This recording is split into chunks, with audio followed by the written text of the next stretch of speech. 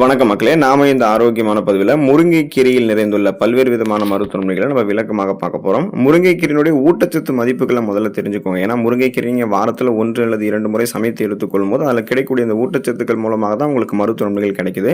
முருங்கைக்கீரையில் பார்த்தீங்கன்னா பாலை விட 17 மடங்கு அதிக அளவு கால்சியம் இருக்கு. ஆரஞ்சு பழங்களை விட 7 மடங்கு அதிக விட்டமின் சி இருக்கு. கேரட்டை விட 10 மடங்கு அதிக விட்டமின் ஏ சத்து இருக்கு. வாழைப்பழத்தை விட 15 மடங்கு அதிக பொட்டாசியம் இருக்கு. தயிரை விட 9 மடங்கு அதிக புரதச்சத்துக்கள் இருக்குங்க. இவை அனைத்தும் ஒன்று சேர்ந்து முருங்கைக்கீரை உங்களுக்கு அளிக்கக்கூடிய மருத்துவமனைகளை விளக்கமாக பார்ப்போம். அதை பத்தி பார்க்கறதுக்கு முன்னாடி இந்த வீடியோவுக்கு மட்டும் ஒரு லைக் கொடுத்துட்டு இந்த தகவல் உங்களுக்கு தெரிஞ்சவங்களுக்கும் ஷேர் பண்ணிடுங்க. ஏன்னா அது அவங்களுக்கும் பயனுள்ளதாக இருக்கக்கூடிய ஒரு ஆரோக்கியமான பதிவு தான். இது போன்ற அப்டேட்ஸ்கள் நீங்க தொடர்ந்து பார்க்கறதுக்கு நம்மளுடைய ஹெல்த் நியூஸ் தமிழ் சேனலை மறக்காம சப்ஸ்கிரைப் பண்ணி வச்சுக்கோங்க. பக்கத்தில் இருக்கக்கூடிய பெல் பட்டனையும் கிளிக் பண்ணி ஆல் அப்படின்ற ஆப்ஷனையும் செட் பண்ணி வச்சுக்கிட்டீங்க அப்படின்னா நாங்கள் போடக்கூடிய எல்லா அப்டேட்ஸும் உங்களுக்கு நோட்டிஃபிகேஷன் அடிக்கடி வந்து சேரும். சரி வாங்க மக்களே, இப்போ வீடியோக்குள்ள போயிடலாம்.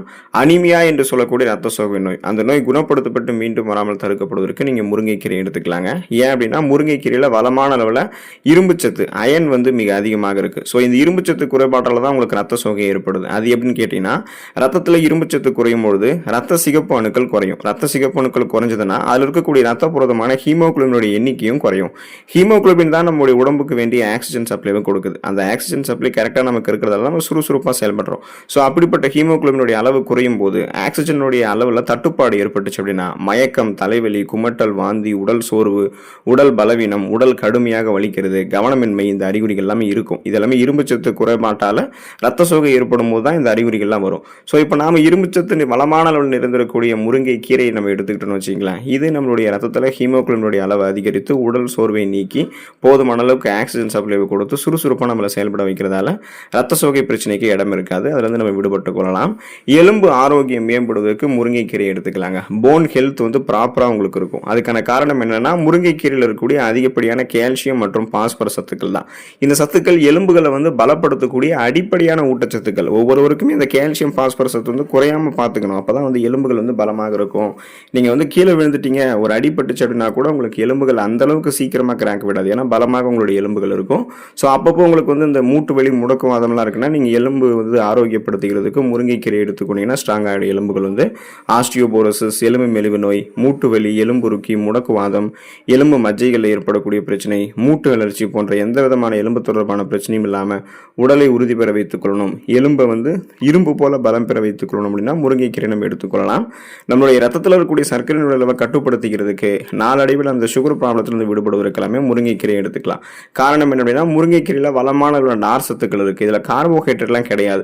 இப்போ சப்போஸ் கார்போஹைட்ரேட் இருந்தால் தான் அது உங்களுடைய ரத்தத்தில் சர்க்கரையினுடைய அளவை அதிகப்படுத்திடும். ஆனால் முருங்கைக்கீரையில் நார் சத்து இருக்கிறதால ரத்தத்தினுடைய ரத்தத்தில் இருக்கக்கூடிய சர்க்கரையினுடைய அளவை கட்டுப்படுத்தக்கூடிய மிக மிக குறைந்த கிளைசெமிக் குறியீடு கொண்டிருக்கு முருங்கைக்கீரை.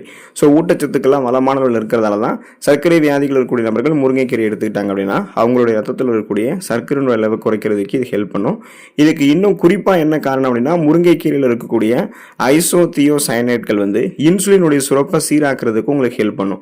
இன்சுலின் கரெக்டான லெவலில் சுரந்துச்சு அப்படின்னா ரத்தத்தில் சர்க்கரையினுடைய லெவலாம் வேகமாக உங்களுக்கு உயராது, கொஞ்சம் கொஞ்சமாக தான் இன்க்ரீஸ் ஆகும். அது ஒரு ப்ராப்ளம் இல்லை. ஸோ அதிகரித்திருக்கக்கூடிய சர்க்கரையினுடைய அளவை கண்ட்ரோல் பண்ணி அந்த சுகர் ப்ராப்ளத்திலிருந்து நீங்கள் விடுபடுவதற்கு உங்களுக்கு ஃபியூச்சர்லையுமே சுகர் ப்ராப்ளம் இல்லாமல் நலமோடு இருக்கணும் அப்படின்னாலும் இப்போ இருந்தே நீங்கள் முருங்கைக்கீரையை உங்களுடைய உணவுகள் எடுத்துக்கொள்ளலாங்க. நோய் எதிர்ப்பு சக்தி திறன் பெற்று எந்த விதமான நோயுமே இல்லாமல் நீங்கள் நலமோடு வாழ்வதற்கு முருங்கைக்கீரை எடுத்துக்கலாம். காரணம் முருங்கைக்கீரையில் வந்து ஆரஞ்சு பழங்களில் விட்டமின் சி அதிகமாக இருக்குன்னு சொன்னோம் இல்லையா? ஸோ அப்போ விட்டமின் சி தான் உயிர் சத்து. விட்டமின் சியோட சேர்ந்து ஆன்டி ஆக்சிடென்ட்கள் எல்லாமே முருங்கைக்கீரை நிறைந்திருக்கிறதால இது நமக்கு இருக்கக்கூடிய சாதாரணமான நோய்களான சளி, காய்ச்சல், இருமல், தலைவலி இந்த மாதிரி பிரச்சனைகளை நமக்கு குணப்படுத்திடும். சீசனலாக புதுசாக அட்டாக் ஆகக்கூடிய பாக்டீரியா, வைரஸ் போன்ற பருவகால தொற்று வியாதிகளுமே நம்ம வராமல் தடுத்துக் கொள்ளலாம். பூஞ்சை தொற்று வியாதிகளும் நமக்கு வராது. ஸோ நமக்கு இருக்கக்கூடிய நோயையும் குணப்படுத்திக்கலாம், புதுசாக எந்த நோயுமே வராமல் தடுத்துக்கலாம். அதுக்கு வந்து ஒட்டுமொத்த நோய் எதிர்ப்பு சக்தியுமே பலப்படுத்தி நோய் எதிர்ப்பு மண்டலத்தையே நம்ம பலமாக வைத்துக் கொள்ளணும். அந்த இம்யூன் சிஸ்டத்தையே ஸ்ட்ராங் பண்ணணும் இல்லையா? அந்த நோய் எதிர்ப்பு அமைப்பையே பலப்படுத்தணும்னா முருங்கைக்கீரை எடுத்துக்கிட்டோம்னா எந்த நோயுமே இல்லாமல் நம்ம நலமோடு வாழலாம். கண் பார்வை திறன் கூர்மைப்படுத்தப்படுவதற்கு, கண்கள் சார்ந்த பல்வேறு விதமான பிரச்சனைகள் வராமல் தடுக்கப்படுவதற்கு நம்ம முருங்கைக்கீரை எடுத்துக்கலாம். ஏன்னா இப்போ நிறைய பேருக்கு ஊட்டச்சத்து குறைபாடு காரணமாக கண்கள் தொடர்பான பிரச்சனைகள் ஏற்படும். அப்போ கண்களுக்கு வேண்டிய அடிப்படையான ஊட்டச்சத்து நம்ம கொடுத்துட்டோம் அப்படின்னாலே கண் பார்வை கூர்மையாக இருக்கும், பல்வேறு விதமான பிரச்சனைகள் வராமல் தடுக்கப்படும். அப்படி கண்களுக்கு கூர்மையாக இருக்கக்கூடிய ஊட்டச்சத்து என்னன்னு பார்த்தீங்கன்னா விட்டமின் ஏ சத்து. ஸோ அந்த விட்டமின் ஏ வந்து கண் குறைபாடுகளை முன்னாடியே உங்களுக்கு வந்து சரி பண்ணிடும். ஸோ அதை வந்து வராமலும் தடுக்கும். அப்போ உங்களுடைய உடம்புகள் இருக்கக்கூடிய நச்சுக்களையுமே அது வந்து வெளியேற்றிடும். ஸோ இப்போ நீங்கள் முருங்கைக்கீரை எடுத்துக்கிட்டிங்கன்னா விட்டமின் ஏ சத்து கிடைக்கும். மங்கலான பார்வையெல்லாம் உங்களுக்கு வந்து கூர்மையாக மாற ஆரம்பிக்கும். கண்கள் தொடர்பான பிரச்சனைகள் வந்து நீங்கள் விரைவில் வந்து விடுபட்டு விடுவீங்க.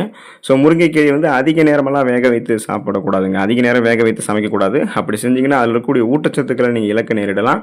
ஸோ முருங்கைக்கீரையை சமைத்து எடுத்துக்கோங்க. குழம்புகளில் பொரியலாக எடுத்துக்கோங்க. சூப் வச்சு எடுத்துக்கிட்டீங்க, எப்படி எடுத்துக்கிட்டாலுமே 2 முறை வாரத்தில் சாப்பிட்றது உங்களுடைய ஆரோக்கியத்தை மேம்படுத்தும். ஸோ தொடர்ந்து எடுத்துக்கொண்டு நலம் பெற பாருங்கள். அடுத்த ஆரோக்கியமான பதிவில் மறக்காமல் சந்திப்போம். நன்றி மக்களே.